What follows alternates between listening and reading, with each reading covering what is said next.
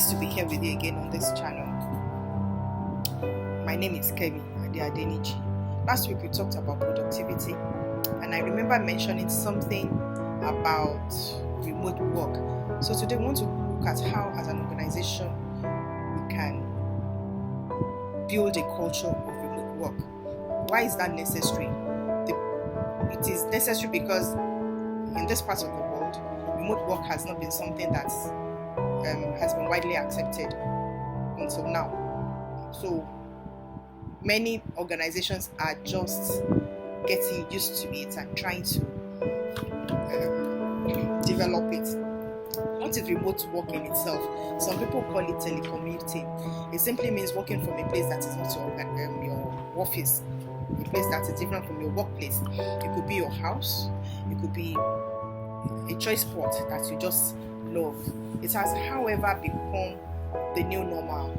And one important thing about remote work is that you communicate with colleagues in the office via email or by telephone. That is why it is remote work. So it is, like I said, it is not something that we had been used to. In fact, one could refer to it as an abnormal way of work, which has now become a new normal. Prior to now, it's only very few organizations that would allow their employee to work remotely, but it's now accepted. Remote work, however, has it's a beautiful thing, but however, like any other notion, has its pros and cons, and unless you know how, it can be difficult to navigate. And in actual fact, some people have found out or are saying that it is actually stressful. It is more stressful than going to the office. Whether it is stressful, whether it is hard, it is a new normal. So it is something that we have to work at. Okay, like I said, many people have said that it's more stressful. And on the other hand, others have said that it's a better way of working. So we found out that some people actually love working from home because it allows them to do a lot of things without having to stay in the traffic and do all that sort of necessary stuff. Remote work, can and does work, and now it is the only thing that we can use to ensure productivity. In the year immediately this pandemic started, Google gave 3 key things for remote work to work, or for 3 things that are necessary for you to have remote work. 1, it says getting connected. That means that you have to, as an organization, you have to arrange for logistics, especially where your employees work from different parts of the world. So you have to arrange a time zone that is convenient for everybody. It also involves setting up the room or the small workspace that person is using. It's not that you're building a workspace, but it simply means that you're providing the resources the person needs to work. Second thing is being connected.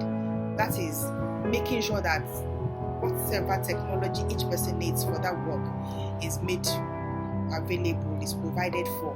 So make sure technology supports the work that the employees are doing. This involves providing connectivity, Wi-Fi, and it has to be done such that no matter where each person is working, no matter where each person is living, the Wi-Fi is something that works for everybody. The third thing is feeling connected. Remote work is all about knowing one another. It's about building trust. Whether you're away, it doesn't mean we have to alienate from each other. Because we are working remotely doesn't mean that we are totally alone. So it's about feeling connected. So we build trust, we build friendship, and remote work will work for everybody. Now, these are the 3 things that Google listed, but I will now give some steps as an organization how you can build a culture of remote work. The first thing I would say is that you set clear policies for the teams or for your When I say set clear policies, organizations work by policies. So I'm talking about agreeing on work hours. What time should the work start? What time should it end? And let there be some flexibility. Put into consideration that some people are family people, although they have some family business to deal with, especially the women. Also, learn to agree on goals. Honestly, one of the things that will make remote work really interesting is when you agree on goals, what is expected of each team, and set the code of conduct as to what everybody should do, especially as it has to do with responding to emails. For instance, you can make it a rule that emails must be responded to in the first 15 minutes of receiving it. Okay, so these are things, little things that you put in place that make your remote culture a very good one. Secondly, to create a good remote work culture, you need to create a deep interpersonal connection amongst colleagues. Let your organization bring employees together and let them know each other. And this means you have to, this works better if they work in groups or in teams. And let each team leader create that atmosphere of friendship where everybody can talk about each other, make some chit chat on the group, ask questions about each other's lives, about his or her family, and make sure just have that interpersonal connection so that it won't be like, am I working with strangers? The third thing you need to do is when you're having a virtual meeting, because in remote work it becomes necessary for you to have your meeting online. That is what we call virtual meeting. Make sure everybody is present. I'm not talking about being present physically. I can log on. Okay, people can log on and you'll see that, okay, yes, they are logged on, but somebody is probably fiddling with his phone or doing some other things. Okay, so we have to ensure the presence of everybody, that they are present mentally and physically. How do you do this? Ask everybody to switch on the video on their device. That means you can see everybody. Secondly, rotate the discussion. Don't let the discussion be controlled by one person alone. Let everyone speak at some point in time. That is very key. Then it is also important to build a psychology of safety and trust. This is very crucial. Okay, building a psychology of safety simply means having this freedom to speak freely in the organization. Allow employees to speak up against what is wrong or to ask questions, okay, so that without being afraid of being fired or ostracized, let them know that, okay, you are free to talk, ask about questions about things that you think are not clear to you. This brings that feeling of safety, that, okay, it's safe here to speak my mind, and of course that leads to building trust. To build trust means to believe in somebody and to allow them to experiment with new things. Okay, allow them to fail. Okay, allow them to screw up.